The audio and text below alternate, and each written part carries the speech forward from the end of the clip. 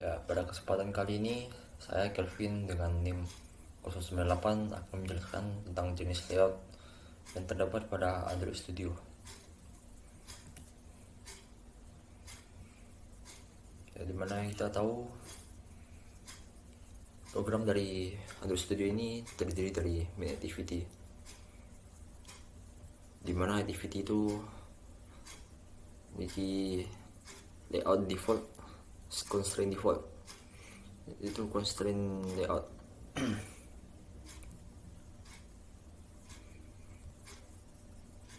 Dimana yang kita tahu dari layout itu sendiri, layout adalah tata letak dari komponen-komponen terdapat pada aplikasi Android tersebut. Di sini layout terdiri dari constraint layout, linear layout, ada horizontal dan vertikal, frame layout, table layout, dan table row. Juga ada subnya seperti space. Nah, di sini saya akan mencontohkan tentang constraint layout, dimana situ constraint layout sendiri telah jadi default dari activity yang dibuat pada Android Studio ini.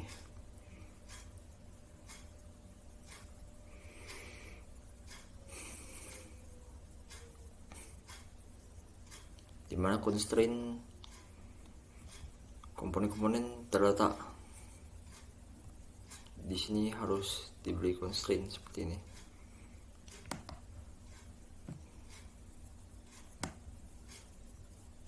Agar letaknya terdefinisikan di dalam aplikasi yang dibuat.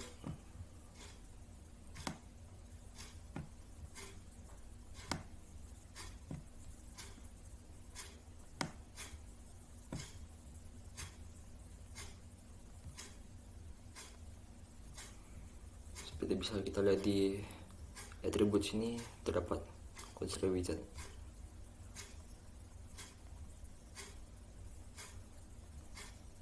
Bisa kita atur sendiri.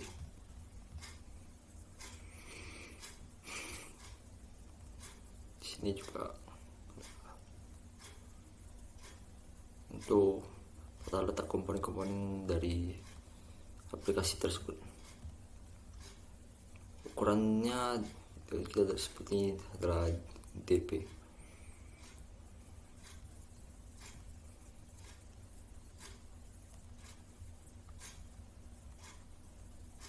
Dimana terbagi menjadi width dan height juga. Constraint N.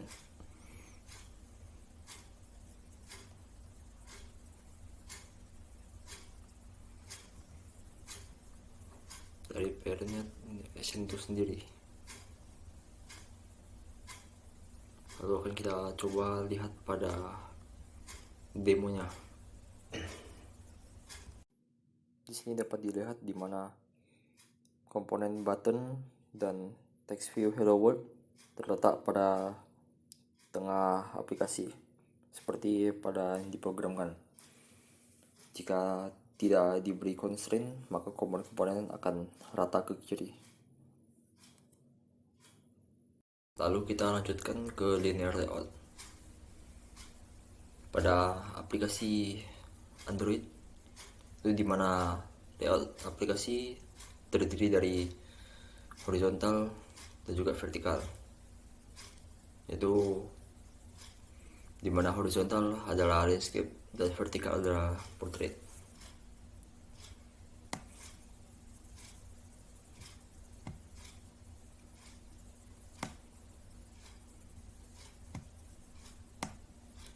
Sini saya mencontohkan dimana komponen aplikasi terletak seperti ini. Di sini dimana button menjadi rata ke kiri saat kita masukkannya ke layout horizontal. Mari kita coba yang text view-nya juga.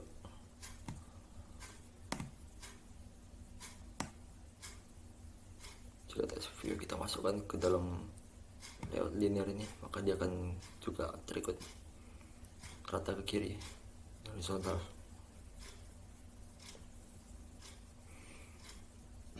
Ya, mari kita demokan. Di sini dapat kita lihat aplikasi dari layout linear horizontal pada satu aplikasi Android, dimana komponen dari aplikasi tersebut menjadi horizontal terhadap komponen lainnya yang ada di dalam layout tersebut. Pada code-nya kita juga dapat melihat di mana linear layout telah dimasukkan ke dalam code-nya. Lalu komponen-komponen seperti button dan text view hello world telah dimasukkan ke dalam linear layout ini, dimana layout memiliki orientation horizontal. Pada aplikasinya kita dapat melihat komponen-komponen menjadi horizontal terhadap satu sama lainnya. Mari kita coba yang vertikal.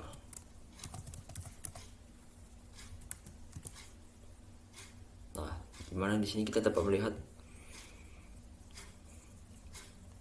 komponen-komponen menjadi vertikal terhadap satu sama lain ketika orientation dari linear layout itu diubah. Sekarang view hello world menjadi di bawah buttonnya itu. Mari kita coba pada demo.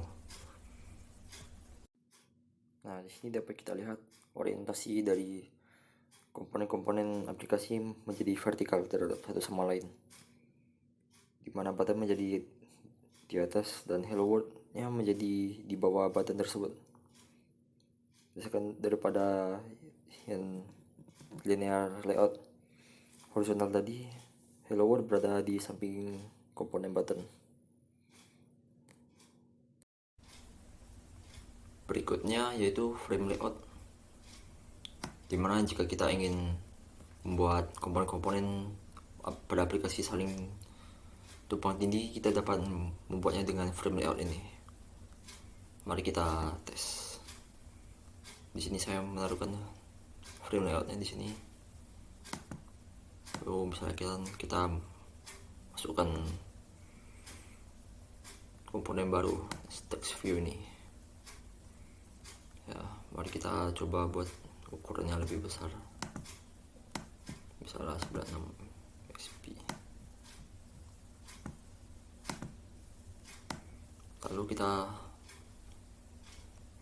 taruhkan frame layout ini di atas text view ini. Lalu kita masukkan komponen button ke dalam frame layout. Ini menjadi children dari layout tersebut. Mari kita coba. Misalkan kita menimpakan komponen button ini pada text view ini, maka akan terlihat seperti ini, dimana text view tertimpa oleh frame layout ini seperti pada layer ini. Jadi dapat kita lihat pada layer ini, dimana frame layout itu sudah terdiri dari button ini. Lalu jika kita mencoba misalnya hello world ini, lalu kita timbangkan dengan komponen lainnya, misalnya button ini,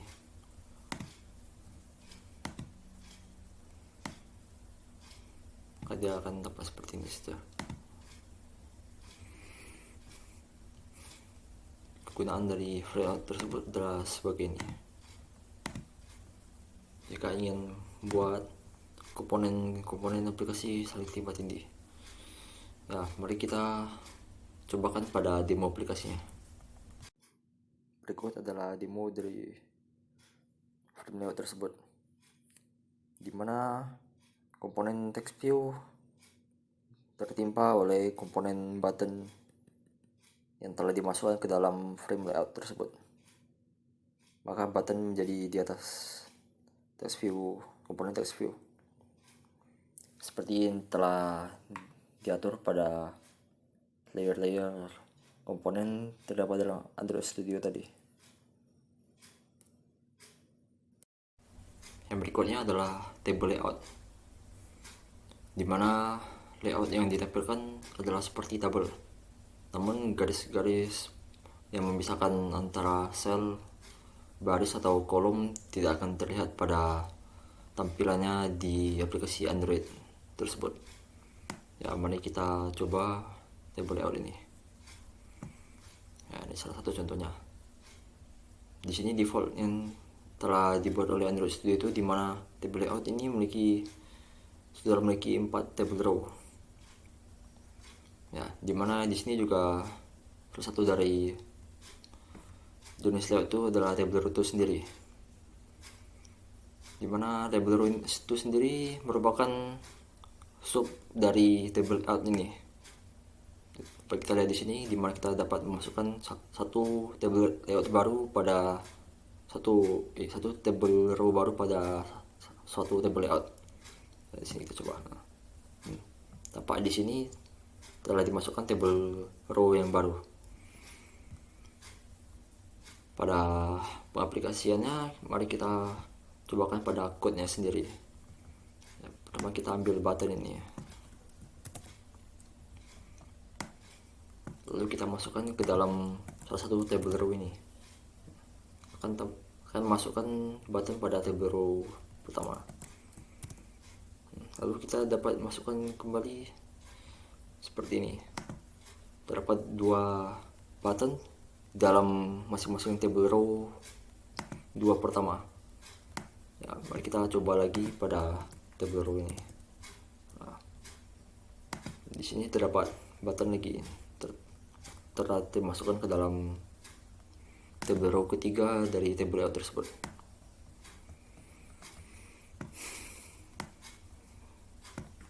Mungkin kita dapat mencoba masukkan text view ini ke table row sisanya. Nah, ini di sini termasuk ke sini. Nah, di sini dimana table row 2 terakhir telah dimasukkan text view dalam table layout, namun terlalu kecil.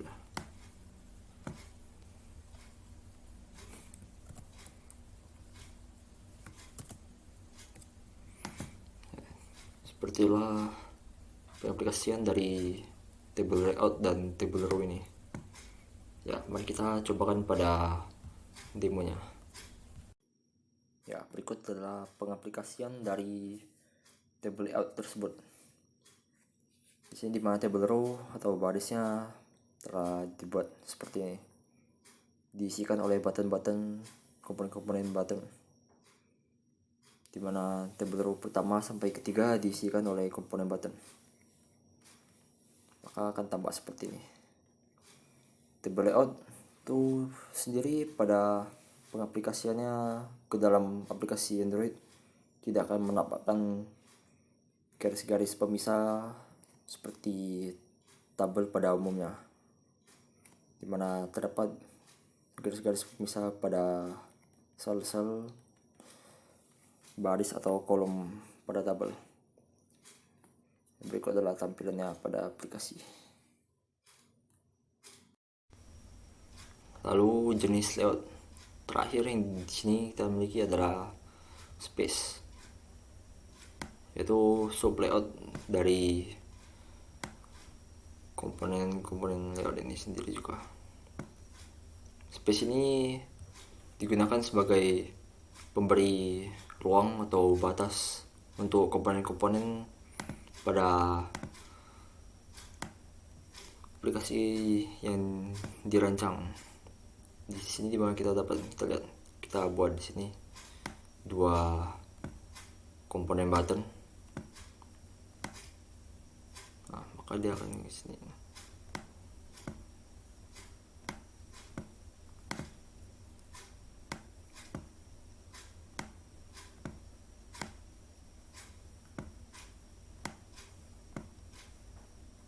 Space itu sendiri akan jadi hanya pemberi ruang saja.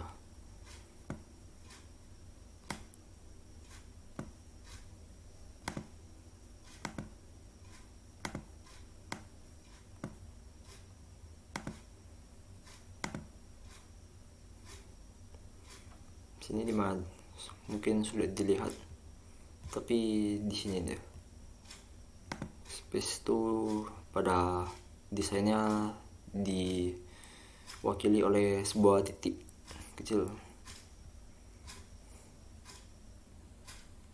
Kita lihat di sini dimana di sini deh space.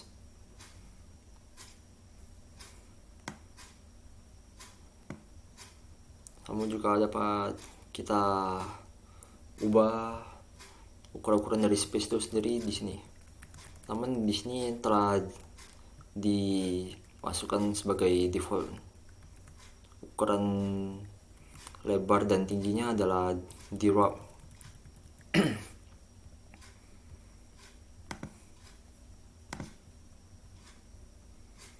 Dapat kita lihat di mana sub dari layout itu adalah space itu sendiri yang memberikan ruang antara komponen-komponen di dalam tampilan aplikasi. Ya, mari kita lihat pada demonya. Ya, dapat kita lihat di sini di mana dua komponen button telah dipisahkan oleh sub layout, yaitu space itu sendiri yang memberikan ruang. Namun jika space ini sendiri tidak ada di dalam desain aplikasi tersebut, maka dua komponen button yang tidak diberikan constraint ini akan saling melekat karena tidak ada diberi pembatas. Ini penjelasan saya mengenai jenis-jenis layout dalam Android Studio. Sekian dan terima kasih.